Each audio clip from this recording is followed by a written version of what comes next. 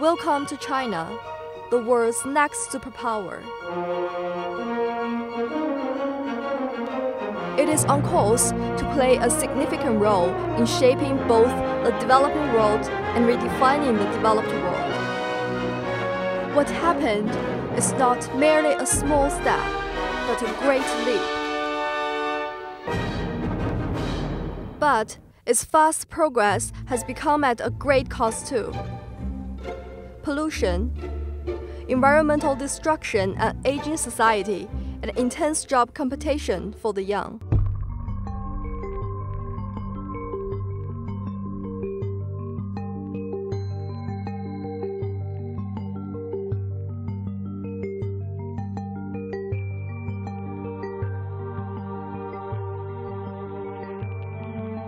China sends more of its students to Australian universities than any other country. But research shows from 1978 to 2009, for all who studied overseas, only 31% came home. In engineering and science, the figure is as high as 87%. This is an unfortunate brain drain that China cannot afford. So why is this happening? And what are the consequences for this emerging superpower? 我来说就是就业压力比较大嘛，然后大学生就是现在也越来越多了，然后就毕业之后就是没有像以前一样就业优势那么大了。想象之中可能外国的一些体制什么都比较适合他们，中国的体制可能不适合。这个设施跟环境没有国外的那种先进，然后国内的这一种氛围没有国外那么自由。 Should they stay abroad or go back to China? How do they choose? Zhe Yu graduated from the University of Sydney with a master's degree in electrical engineering. He came back 5 years ago, determined to give back to the country of his birth, where he is happy with his life. 笑得灿烂点。我坐这儿有一好处，离镜头最远，显得比较瘦。 有我给你挡着呢，放心吧，看不看得见你都是个事儿。Say the first of all is the family, because I'm the only child in the family, and by the time that I graduated 5 years ago, my parents were they were about to retire, so I don't want to just leave them in China alone, and I'm staying like thousands of miles away. So I won't come back and stay with them. I think that's kind of payback to them. I don't want to be like a bad guy. Whereas Steve is choosing to live in Australia. One of the most significant one would be I think the lifestyle here is more less pressure. And yeah, you probably earn more money about it, but I won't count that as the most important one. But well, environment and yeah, the way people treat each other, yeah, I like that style very much.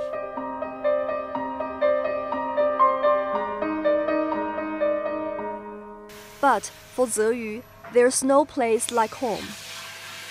I would say my biggest gain is my family, including my wife, my parents, and also my friends, my classmates.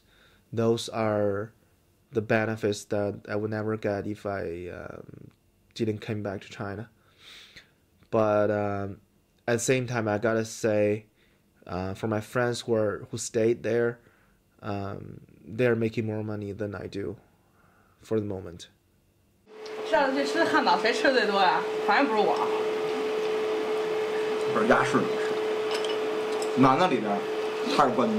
不是那毕业那个国际象棋还是什么呀？国际象棋啊，国际象棋学校叫聪明。我还以为上法制进行时。正经他妈毕业那论文，我操，写的是我，我操。屌丝男创业，我刚才不是说了吗？痛诉无名家史。 Zhe Yu thinks if you work overseas, you will always be the second best. At the beginning, you may feel like very good. You got paid much more than you're working in China.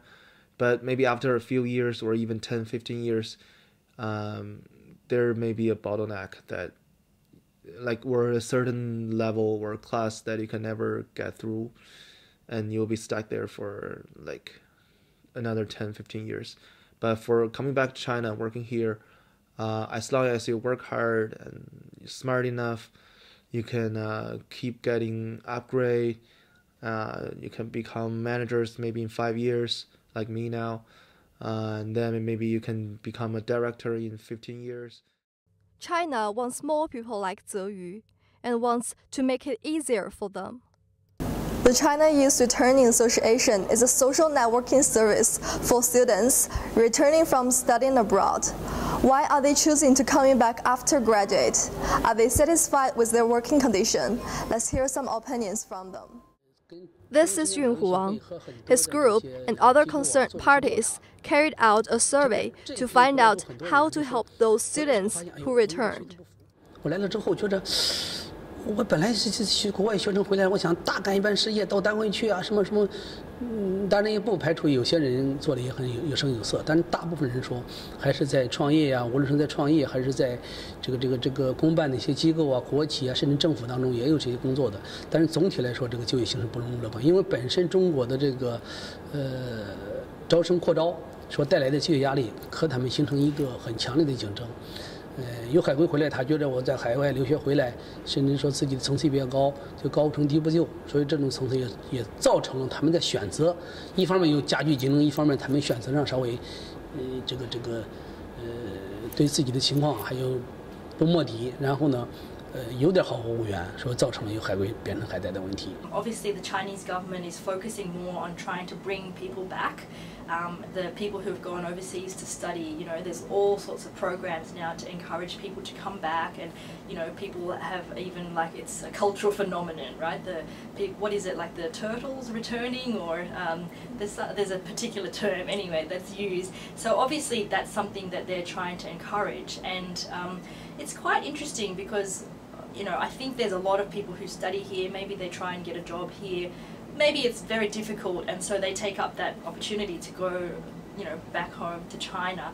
I think it also appeals to people's sense of national pride. You know, I think a lot of people who come here to study feel like,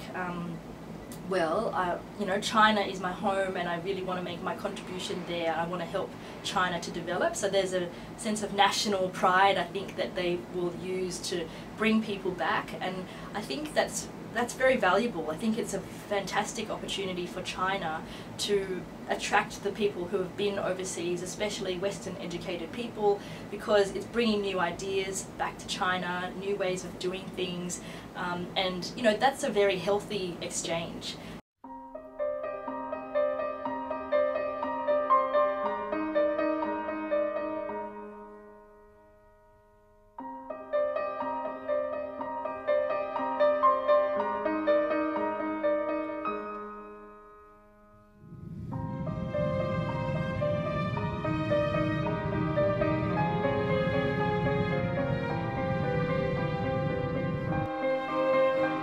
Down under in Australia, the sun, the clean air, the beaches, and the environment are very tempting for Chinese students. For those like Steve, it is easy to fit in. He is already comfortable at home and work. The other corner, that is my team, what you call a design team or a technical team. I'll show you over there. Today is Saturday. We are at Mark Group, an energy-saving company in Sydney. Steve is working here for 2.5 years, and he is a senior design engineer in the company. He is working hard and usually working long hours. Yeah, I just want to make sure, because I'm working on the design of the system, just want to, a quick question about your meter box. Just wondering, is it located on the right-hand side or left-hand side of your building? Yeah, it's left-hand side. So, yep. My job involves a lot of communication with colleagues and even with clients. And back then when I picked up the phone and talked to the client, I just, what should I say and what can I do? And I got I would say things back then was really pressure. Even though English can be difficult for Steve, he's still trying to overcome the barriers. I tell every one of my colleagues that I'm not good at this language, or I do not know your culture very well. And if I make a mistake, correct me and let me know. You're my teacher. Well, that said, I'm pretty confident about my technical background, that I have a lot of knowledge that they don't know. So I didn't feel that I'm, a lower level of them, even though I'm not speaking the same language as them, because I have that knowledge. So that makes me feel I'm a different, but still a member of my team. I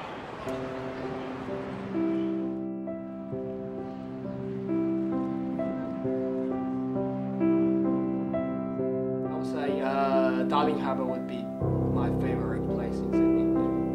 And the reason, well, I think it makes me feel like I'm back in home because I grew up in a city area, urban area, and not a suburban area, so it makes me feel like I was at home. Unlike Zeyu, he keeps in touch with his family via Skype. 要努力，但是也不要太透支，把自己生活过好就好。愿意在那待就待，不愿意不适应就回来，来去自由，给足路费，自己的大事儿也得考虑考虑。我马上就退休了，退休准备跟你妈妈去国外也好，国内也好，深度的游一游。就是爸爸妈妈呢，把你送出去，就是想让你过一种呢比较舒适的，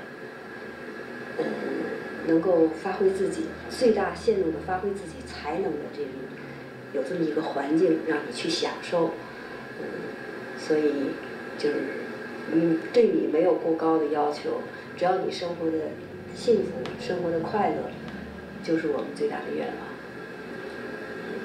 至于我们怎么样，就是将来以后怎么样，这个你不用操心，你也不用就挂念，我们会有我们自己的方法，会用我们自己的方法去解决，只要你过得好就行。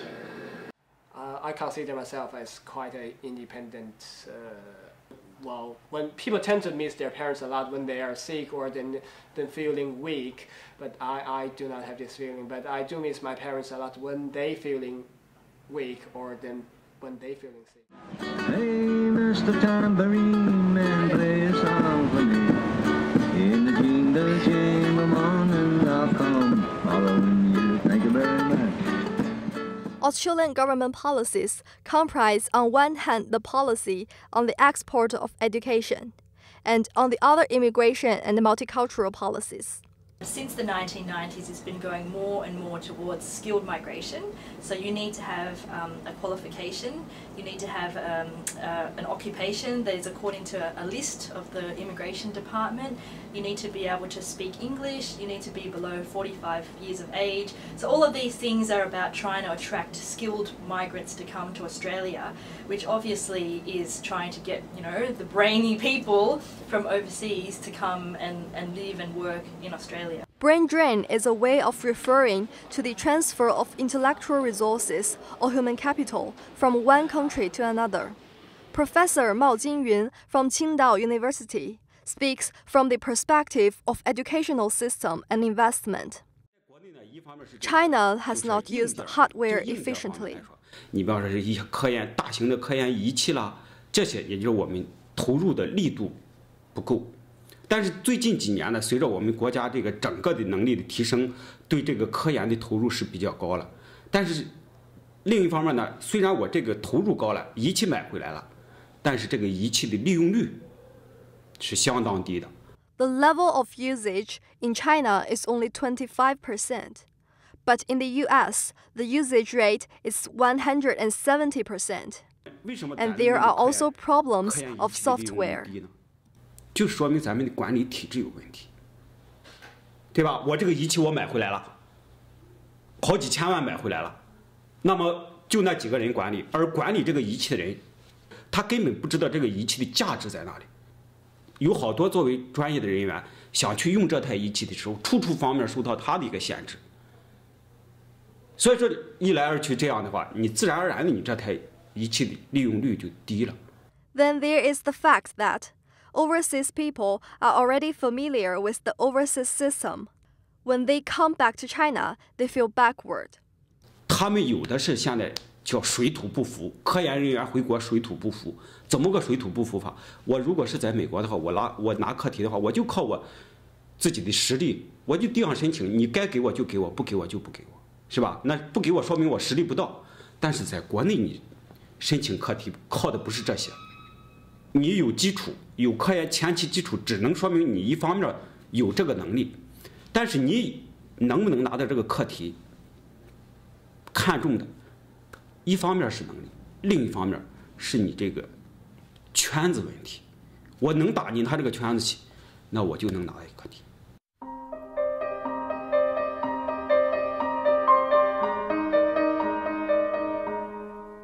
Government sets policies to attract back talent people from abroad. And at this place, Qingdao National High-Tech Industrial Development Zone, talent people have their own development. 中国是个人口大国，但是实际上并不是个人力资源大国。人才回来了，会让中国成为一个人力资源大国，逐渐的人才回流。这是人力资源嘛？现在就是人才战争，人才就是能让你更快、更高的、更好的抢占制高点，抢占你这个发展的制高点。这个从另一个层面来讲，中国随着中国的发展，中国实际上现在已经逐步的走向了老龄化。你人才在，会延缓你的老龄化，但是人才流失会加剧你的老龄化。而这个人才的流失带走的不仅仅是技术，不仅仅带走了青春，还有资金，是一种呈恶性加速的态势。所以我们相反过来说，我们要吸引人才回来，就从加速的往良好的方面转换。所以一定要这个人才的回流对这一个地区的发展意义非常重大。The government has set up the 1,000 Scheme Plan at the Central Organization Department. It will provide incentives like financial support, accommodation, entrepreneurial space, a hatching base, and around 3 years rent-free accommodation, so that it is convenient to live there. The government is trying its best to make sure students like Steve come back. 从现在来看，这个前途是很光明的，特别是现在国家也加大了对这一个海归，特别是高层次人才，几乎是从中央到地方各个地方都有丰厚的一些这个政策来支持这些。再加上总体社会大环境也在变革，你特别是我们党的18大之后，这个政府呢工作时效啊、公府的反腐啊，也经历了很大的一个改变。那这种情况之下呢，就是营造了很好的一个创业氛围。那么说，是骡子是马，拉是溜溜，就看你自己能不能。你认为你到别的国家一样，你要让你自己适应环境，而不能让环境适应你。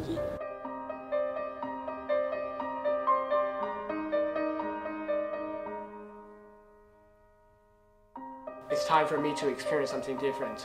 After a few years, I've got the experience of both cultures. Something that why I came back to China, and I think I made it. One of the most, I guess, an unhealthy period in China's history was when they really cut off the ties with the rest of the world and they really isolated themselves. You know, that's a really unhealthy way to be in the world. And now we just cannot be like that. We live in a globalizing world, so I think it's very healthy for people to feel that there are transnational ways of being, you know, that they can study in Australia and then go back to China to work, maybe, you know, develop some other partnerships along the way. This is the way of the future.